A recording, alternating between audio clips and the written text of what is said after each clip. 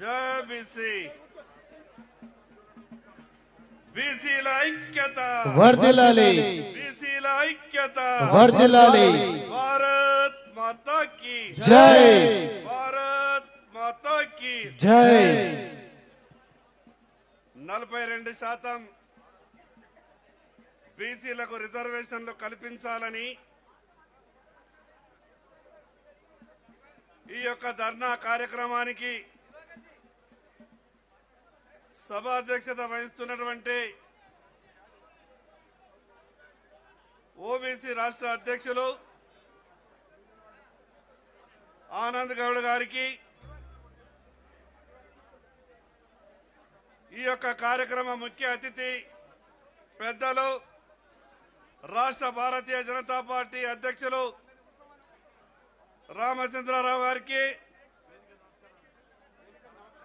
వేదిక మీద ఉన్నటువంటి పెద్దలందరికీ ఈ ధర్నా కార్యక్రమంలో పాల్గొనడానికి వచ్చినటువంటి బీసీ సంఘ నాయకులందరికీ పత్రికా మిత్రులకు అందరికీ పేరు పేరున నా యొక్క నమస్కారాలు. ఏ రకంగానైతే 10 సంవత్సరాలు పరిపాలించినటువంటి టీఆర్ఎస్ పార్టీ ఈ రాష్ట్రంలో ఉన్నటువంటి బీసీలను మోసం చేసిందో అదే రకమైనటువంటి పంతా ఎంచుకున్నటువంటి కాంగ్రెస్ పార్టీ కూడా ఈరోజు మరొక్కసారి బీసీలను మోసం చేయడానికి నడుం బిగించింది. తెలంగాణ రాకముందు సమైక్య ఆంధ్రప్రదేశ్లో తెలంగాణ బీసీలకు అన్యాయం జరుగుతున్నది, తెలంగాణ రాష్ట్రం వస్తే ఈ రాష్ట్రంలో ఉన్నటువంటి బీసీలకు న్యాయం జరుగుతుందని ఆ రోజు ఎందరో మంది ప్రాణాలర్పించి తెలంగాణ ఉద్యమంలో ముందు వరుసలో ఉన్నటువంటి తెలంగాణ సాధించుకున్న తర్వాత ఈ రాష్ట్రంలో బీసీలకు న్యాయం జరుగుతుందని ఈ రాష్ట్రంలో ఉన్నటువంటి బీసీలమంతా కూడా కలలు కన్నాం. 2014లో తెలంగాణ రాష్ట్రం వచ్చింది. రాష్ట్రం వచ్చిన తర్వాత ఎవరు కుర్చీలో కూర్చుండాలో వాళ్ళు మాత్రమే కుర్చీలో కూర్చున్నారు. 2014 నుండి 23 వరకు ఆ రోజు టీఆర్ఎస్ పార్టీ పరిపాలనలో ఈ రాష్ట్రంలో బీసీలను ఎంత దగా చేయాలనో టీఆర్ఎస్ పార్టీ దగా చేసింది. కామారెడ్డి డిక్లరేషన్ పేరిట ఈనాటి ముఖ్యమంత్రి ఆనాడు కాంగ్రెస్ పార్టీ అధ్యక్షునిగా టీఆర్ఎస్ అనే పార్టీ మోసం చేసింది.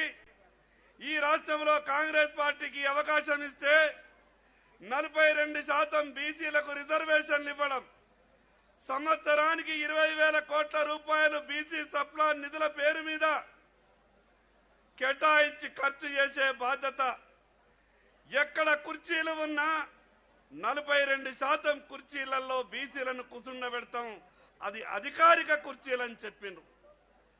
ఈ రాష్ట్రంలో కాంగ్రెస్ పార్టీ అధికారంలోకి వచ్చింది. ఈ రాష్ట్రంలో ఉన్నటువంటి బీసీలంతా కూడా అనుకున్నాం, ఇక కాంగ్రెస్ పార్టీ 42% అమలు చేస్తుందేమో, దగాపడ్డ బీసీలకు న్యాయం చేస్తుందేమని గొప్పగా బీసీలంతా కూడా ఆశపడ్డారు. ఈనాడు సంవత్సరంన్నర తర్వాత ఈ రాష్ట్రంలో బీసీలంతా కూడా తిరగబడుతున్నారని గమనించినటువంటి కాంగ్రెస్ పార్టీ ఈ రాష్ట్ర ముఖ్యమంత్రి రేవంత్ రెడ్డి గారు కొత్త నాటకాన్ని తెర మీదకి తెచ్చిండు. శాసనసభలో బిల్లు ప్రవేశపెట్టినప్పుడు భారతీయ జనతా పార్టీ పక్షాన నేను శాసనసభలో స్పష్టంగా ఒక విషయం పార్టీ తరఫున మేము మాట్లాడినాం.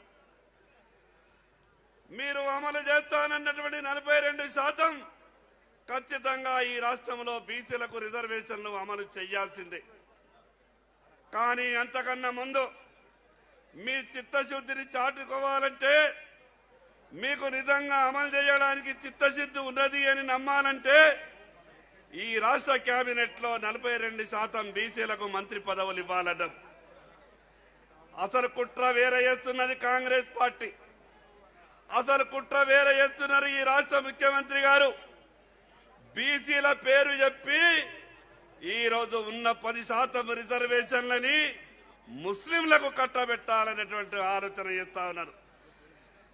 రాష్ట్రంలో ఉన్నటువంటి బీసీ సోదరులారా, ఒక్క విషయాన్ని గమనించండి. ఈ రోజు 10% రిజర్వేషన్లకు ముస్లింలకు కట్టబెట్టడానికి కాంగ్రెస్ పార్టీ పెద్ద కుట్ర చేస్తున్నది. ఆ రోజు రాజశేఖర్ రెడ్డి గారి హయాంలో 4% ముస్లింలకు రిజర్వేషన్లు ఇచ్చినటువంటి కారణంగా ఈ రోజు రాష్ట్ర రాజధాని హైదరాబాద్ లో కార్పొరేటర్లంతా కూడా ముస్లింలు అయ్యిండ్రు. మున్సిపాలిటీలలో రేపు కౌన్సిలర్లు కూడా ముస్లింలు అయ్యేటటువంటి ప్రమాదం ఉన్నది. నిజంగా కాంగ్రెస్ పార్టీకి చిత్తశుద్ధి ఉంటే ముస్లింలు లేనటువంటి 42% బీసీలకు రిజర్వేషన్లు ఇస్తామని ప్రకటించాల. ఆ మాట కాంగ్రెస్ పార్టీ మాట్లాడతలేదు. మేము అసెంబ్లీలో అడిగినాం, ఈ ముస్లిం అనే పదాన్ని ఎందుకు తెచ్చిండ్రు, మీరు ముస్లింలకు రిజర్వేషన్లు ఇస్తామని దీంట్లో ఎందుకు చెప్తున్నారు, ముందు మీరు ఈ ముస్లింలకు రిజర్వేషన్లు అనే పదాన్ని తొలగించమని భారతీయ జనతా పార్టీ అసెంబ్లీలో నిలదీసింది. మేము ఆశించినాం ఈ రాష్ట్ర ముఖ్యమంత్రి నుంచి సమాధానం వస్తుందని, లేదా సంబంధిత శాఖ మంత్రి సమాధానం చెప్తాడని. కనీసం సమాధానం చెప్పలేదు.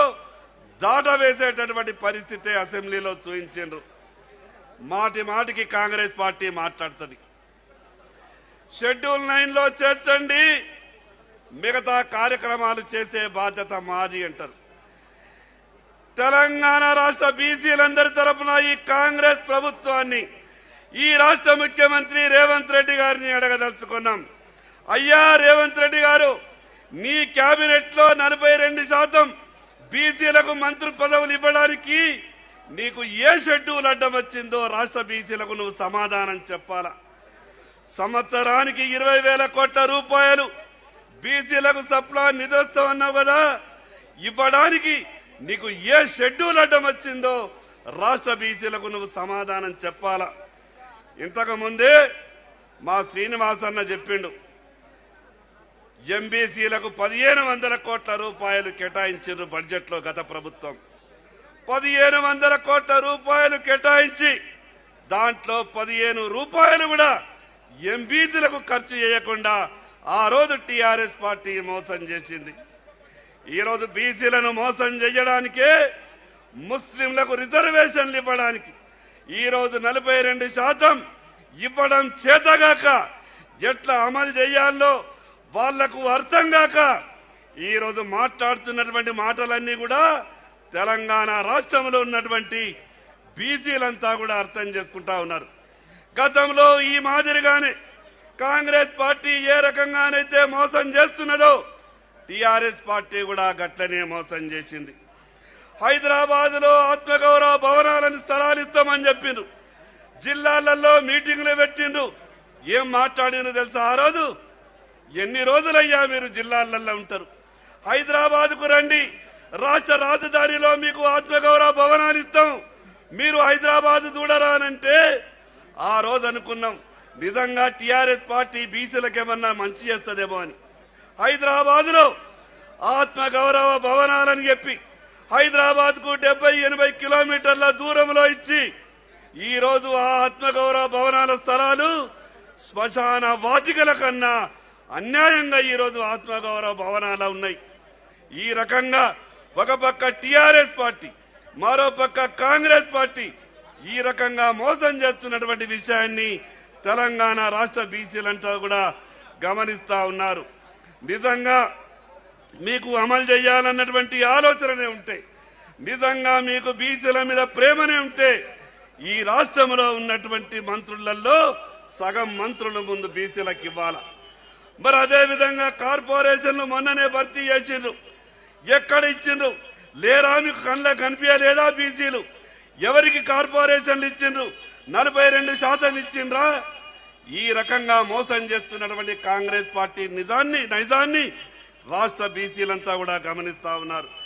ఎట్టి పరిస్థితులలో కామారెడ్డిలో ఇచ్చినటువంటి మీ డిక్లరేషన్ ని మీరు అమలు చేసే వరకు భారతీయ జనతా పార్టీ మిమ్మల్ని వెంటాడుతుందని తెలియజేస్తూ ఈ అవకాశం ఇచ్చినటువంటి మీ అందరికీ పేరు పేరున ప్రత్యేకంగా ధన్యవాదాలు తెలియజేస్తూ సెలవు తీసుకుంటున్నాను.